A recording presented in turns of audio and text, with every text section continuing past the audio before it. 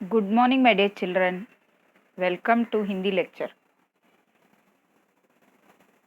हम लोग एक व्याकरण का पुनरावर्तन देखने वाले हैं। तो किसी भी भाषा को शुद्ध रूप से लिखने के लिए, बोलने के लिए व्याकरण की आवश्यकता होती है। तो इधर हम लोग आज पहले ही मैंने सिखाया है, फिर भी एक पुनरावर्तन ये, क्योंकि ये आपको लाइफ लॉन्ग उपयोगी है। इसके लिए आपको क्या करना है, अभी जो आज इसके पहले मैंने जो सिखाया था वो बोर्ड पर लिख के सिखाया था, अभी आपको आज क्लियरली दिखेगा। तो इसके लिए आप नोटबुक में स्क्रीनशॉट लेकर नोटबुक में लिख सकते हैं, नहीं तो ऐसा ही वीडियो पास करके लिख के रखो। ये कभी भी 10th 12th तक आपको बहुत यूज़फुल है। आया समझ में? व्याकरण पुनरावर्तन देखने वाले हैं। तो क्या देखेंगे? संज्ञा और संज्ञा के भेद। देखिए, पहले ही एक्सप्लेन किया हुआ है ये। देखो, नीचे दिए गए वाक्यों को पढ़ो। एक छोटे से घर में दादी माँ रहती थी। चित्रकार ने सेठ का सुंदर चित्र बनाया। येसंबा गांव की पाठशाला की घंटी बजी। चिड़ियों में मातम छा गया। दादी ने एकता का पाठ पढ़ाया। इन वाक्यों में रेखांकित शब्द किसी न किसी व्यक्ति, वस्तु, पक्षी, स्थान, भाव आदि के नाम हैं। इसलिए ये शब्द संज्ञाएं हैं। संज्ञा किसे कहते हैं? किसी व्यक्ति, पशु, पक्षी। पशु मतलब क्या है? एनिमल, जानवर। किसी व्यक्ति, पशु, पक्षी, वस्तु, स्थान, गुण, भाव आदि के नाम को संज्ञा कहते हैं। ये डेफिनेशन बहुत इम्पॉर्टेंट है, आप नोट डाउन करके रखो नोटबुक में। संज्ञा की परिभाषा लिख के रखना है आपको। किसी व्यक्ति, पशु, पक्षी, वस्तु, स्थान, गुण, भाव आदि के नाम को संज्ञा कहते हैं। एग्जाम में संज्ञा के बारे में, संज्ञा की परिभाषा लिखो, इस तरह आ सकता है। तो आपको ये डेफिनेशन आपको लिखना है, परिभाषा लिखना पड़ेगा। समझा ना? Name, place, things, animal. ये इजीली इंग्लिश में हम लोग नाउन्स रीड करते कि नहीं, नाउन पढ़ते कि नहीं, वही है सेम संज्ञा। इसको सिर्फ याद रखना है। नेम, प्लेस, थिंग्स, एनिमल क्या है? व्यक्ति, पशु, पक्षी, वस्तु, स्थान, गुण, भाव, बस इसे संज्ञा कहते हैं। संज्ञा के 5 भेद होते हैं। क्या क्या है? व्यक्तिवाचक संज्ञा, जातिवाचक संज्ञा, भाववाचक संज्ञा, समूहवाचक संज्ञा, द्रव्यवाचक संज्ञा। व्यक्तिवाचक संज्ञा किसी विशेष प्राणी, स्थान, फल, फूल, वस्तु इत्यादि के नाम को व्यक्तिवाचक संज्ञा कहते हैं। पर्टिकुलरली किसी का नाम मेंशन किया रहेगा तो उसको क्या कहते हैं? व्यक्तिवाचक संज्ञा। जैसे बालासोर, बालासोर क्या गांव का नाम है? बालासोर, आर्यन, महाराष्ट्र, हिमालय, गंगा, रामायण आदि। स्पेसिफिकली उसको उनका नाम बताया गया है, इसके लिए इसको क्या कहते हैं? व्यक्तिवाचक संज्ञा। तो दूसरा भेद, जातिवाचक संज्ञा। जो संज्ञा शब्द किसी प्राणी, स्थान या वस्तु की पूरी जाति या वर्ग का बोध कराते हैं, उन्हें जातिवाचक संज्ञा कहते हैं। जैसे फूल, कांटा, तितली, भौरा आदि।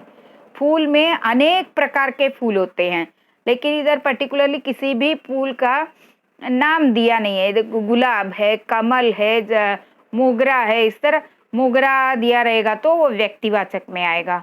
गुलाब दिया रहेगा तो व्यक्तिवाचक में आएगा।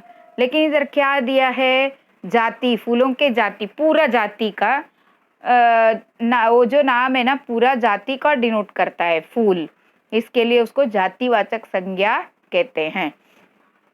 कांटा भी ऐसा ही। तितली, तितली में भी अनेक प्रकार के तितलियां हैं। बौरा, ये सब क्या है, जातिवाचक संज्ञा। भाववाचक संज्ञा तीसरा, थर्ड, जिन संज्ञा शब्दों से किसी व्यक्ति, स्थान या वस्तु के गुण, दोष अथवा दशा। ध्यान से सुनो, व्यक्तिवाचक क्या है, पर्टिकुलर व्यक्ति का नाम दिया, व्यक्ति रहने दो, वस्तु रहने दो, कुछ भी प्लेस रहने दो, किसी का पर्टिकुलरली नाम दिया रहेगा तो वो व्यक्तिवाचक। नाम नहीं है, पूरा जाति को बताया रहेगा तो वो जातिवाचक। जानवर, जानवर बोलेगा तो वो जातिवाचक, कौन सा भी जानवर आ सकता है उसमें, गाय है, बैल है, सिंह, शेर है और वाघ है, बाघ है, सब जानवर उसमें आ सकता है, सब जाति आ सकते हैं, इसके लिए उसको जातिवाचक। इधर भाववाचक में क्या है, किसी व्यक्ति, स्थान या वस्तु के गुण, दोष अथवा दशा रहेगा, दशा दिया रहेगा तो वो शब्द भाववाचक संज्ञा कहलाते हैं। उसे क्या कहते हैं, भाववाचक संज्ञा। जैसे कुशाली, एकता। एक रामपुर नामक गांव है, उस गांव में एकता थी, इस तरह दिया रहेगा तो एकता, वो एकता को भाववाचक संज्ञा कहते हैं। कबूतर, सब कबूतर मिलकर एक साथ, एकता के साथ ऊपर उड़े, एकता के साथ ऊपर उड़े, यूनिटी के साथ ऊपर उड़े, तो वो भाववाचक, भावना को दिखाता है वो शब्द। दुख, हरियाली, भलाई, वीरता आदि। समूहवाचक संज्ञा, जिन संज्ञा शब्दों से किसी वस्तु के समूह अथवा झुंड का बोध होता है वे समूहवाचक संज्ञा कहते हैं। जैसे सेना, कक्षा, परिवार, भीड़, गुच्छा, टुकड़ी आदि। इनको समूह, पूरा समूह को सेना कहते हैं। जो भी देश के लिए लड़ते हैं उनको क्या कहते हैं, आर्मी, सेना कहते हैं, सोल्जर्स कहते हैं। कक्षा किसे कहते हैं, और लड़के लड़कियां सब मिलकर,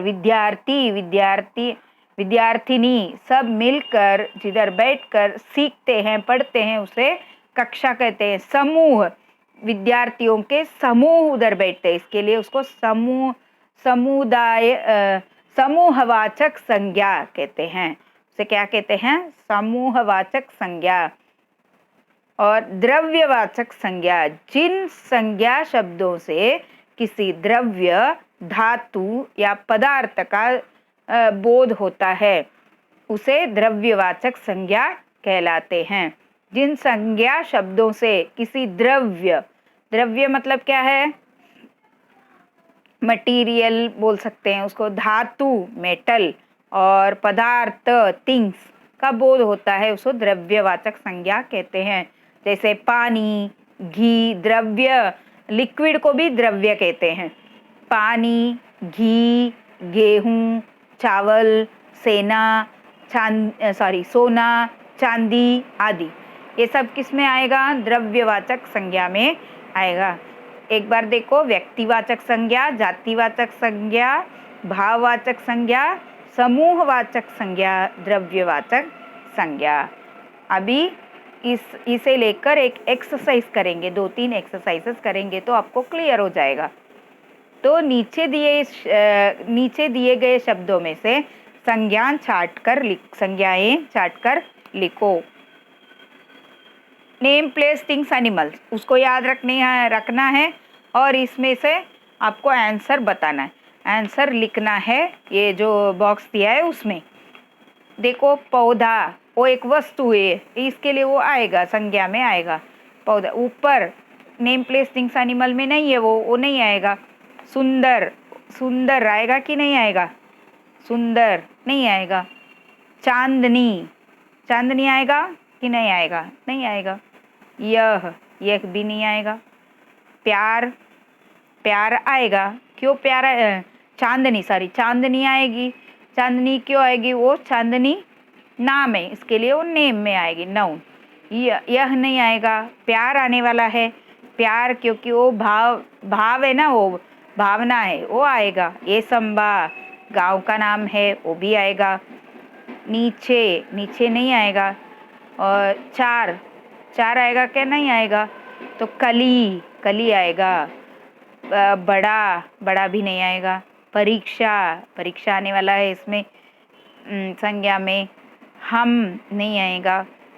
और फूल, सॉरी, फूल आएगा। कांटा आएगा, वहाँ नहीं आएगा। हरियाली आएगा। नदी, नदी भी। बालासोर भी संज्ञा है। प्रदूषण भी संज्ञा है। देखो और एक बार संज्ञाएं इसमें से क्या क्या लिखेंगे। पौधा, अगर आपको नोट डाउन करना है तो करो।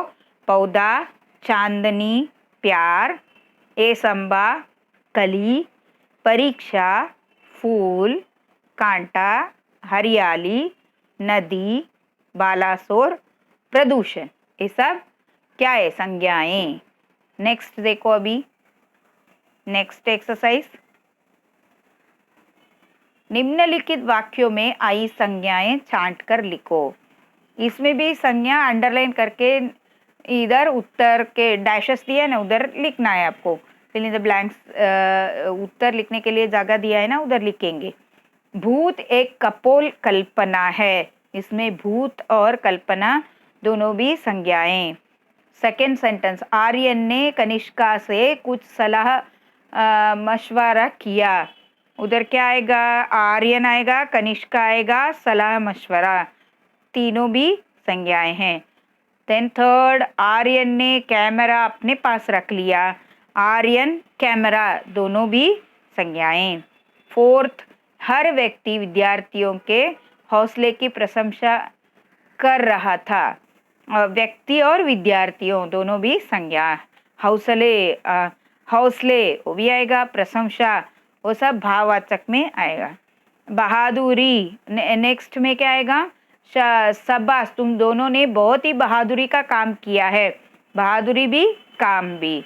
और सिक्स्थ में देखो, सभी गांववासी डाकुओं के आतंक से मुक्त हो गए। गांववासी आएगा, डाकुओं आएगा, आतंक, ये तीनों भी आएगा। 7, रहस्य का पता लगाने का यह अच्छा अवसर था। रहस्य और अवसर। और नेक्स्ट, गिलास में थोड़ा दूध है। गिलास भी आएगा, दूध भी आएगा। 9, आम के पेड़ पर 4 पक्षी बैठे हैं। आम, पेड़, पक्षी, ये तीनों भी क्या हैं? संज्ञाएं। और नेक्स्ट वन क्या है? लड़की आम खा रही है। लड़की भी संज्ञा है, आम भी संज्ञा है। आए समझ में? अभी आपको लिखना है नोटबुक में, नोटबुक में लिख के रखेंगे। नेक्स्ट, निम्नलिखित संज्ञा शब्दों के सामने उनके भेद लिखो। पानी द्रव्यवाचक है कि नहीं? पानी द्रव्यवाचक संज्ञा में आएगा। एंड देन नेक्स्ट, भीड़,